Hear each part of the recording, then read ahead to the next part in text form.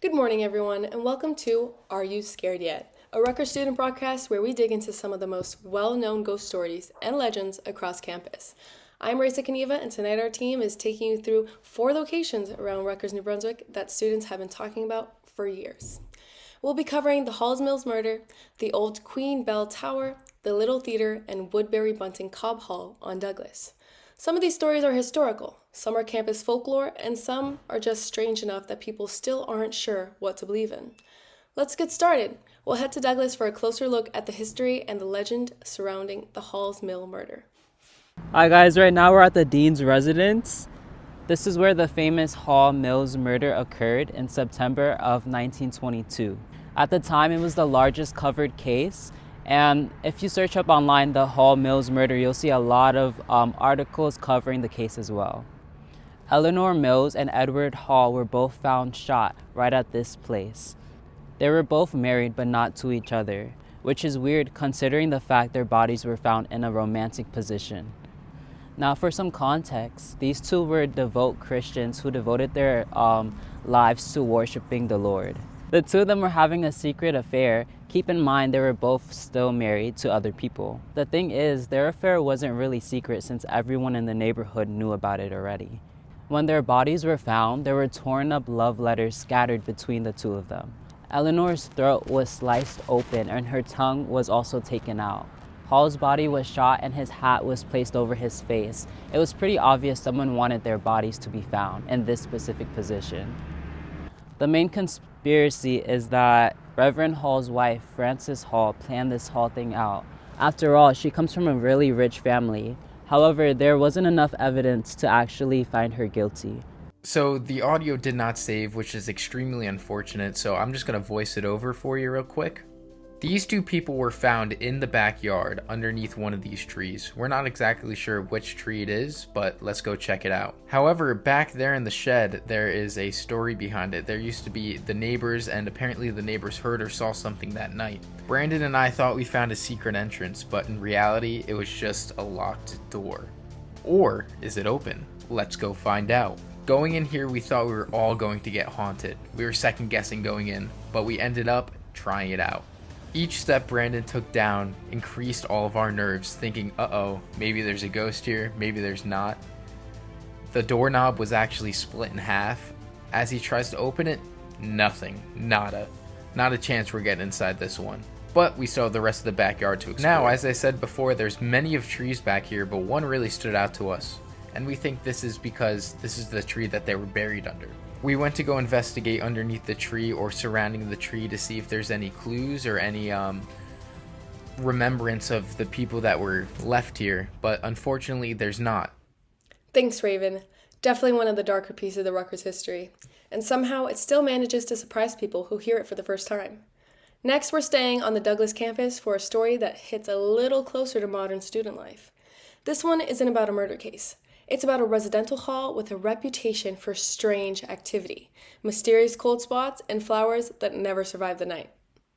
We're at the Woodbury Bunting Cobb Hall, try saying that 5 times fast, at Douglas campus, and this is supposedly one of the haunted dorm halls of Rutgers. It was built in namesake of Mary Putnam Woodsbury Nielsen, who was married to James Nielsen, and his grandfather is the one who built this building.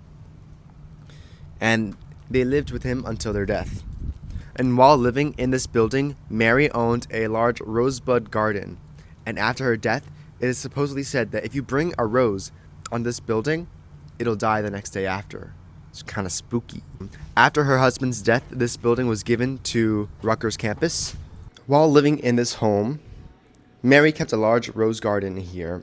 And then after her husband's passing, the house was given to Rutgers University, in which they removed the rose garden, which really upset Mary.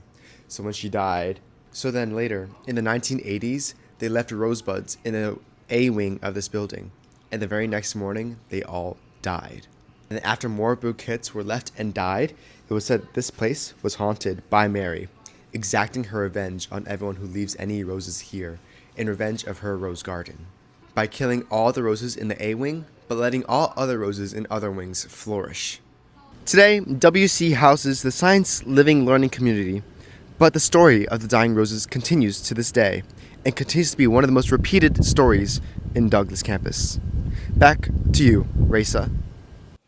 Whether you think it's coincidence or something more, it's definitely one of the most well-known stories on Douglas.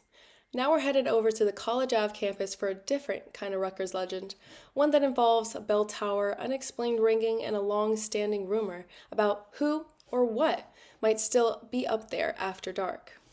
Today we're here at the Lady Grey Old Bell Queen Tower, and there's a lot of rich history here. Some might even call it spooky. There is believed to be a ghost living here of Catherine Livingston, who supposedly had an affair with Alexander Hamilton. When Hamilton left for battle, he told Lady Grey he would return for her, but never did. And to this day, she sits in the bell tower watching, staring into the Raritan, awaiting for his return. All right, so we were gonna try and bring you guys through an interview or through the front door and show you around the place, but this officer came and said no, so we're not allowed to. So we're going straight to the next one. All right, so apparently if you walk through this thing, you're not gonna graduate. We're gonna put it to the test right now. I'll get back to you in 2 years. Appreciate it, Nate. Old Queens has enough history on its own, but the ghost stories definitely add something extra to those late night walks across campus. For our final report tonight, we're headed back to Douglas once again, this time to the Little Theater.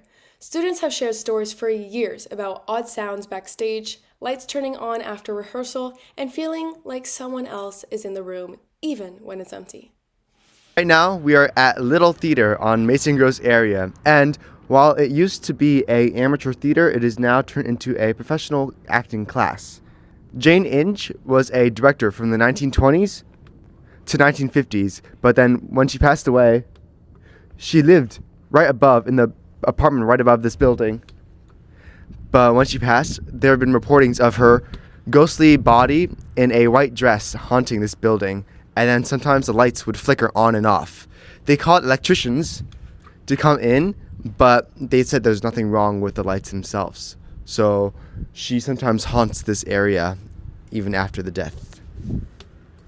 No one's home though, so we've been trying to get in for the past 10 minutes to no avail. Trying to record, we have a project in public speaking class where we have to go around to different haunted buildings and then do a little video of inside of them. But the building is locked. I was wondering if you had access to the building at all?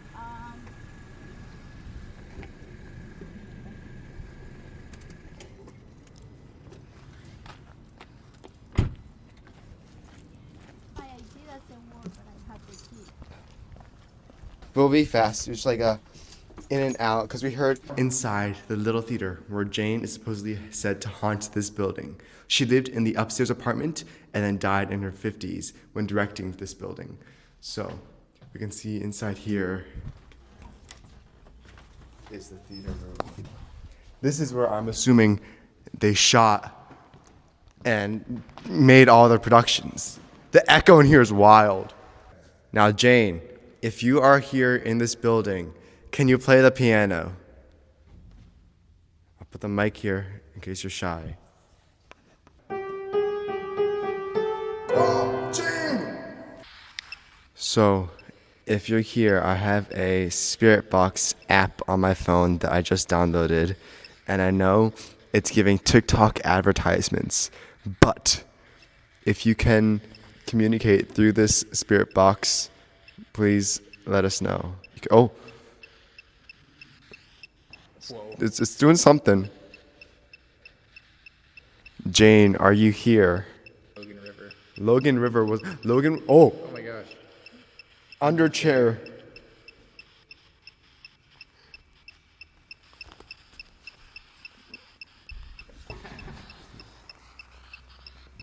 Oh! You're under the chair then, Jane?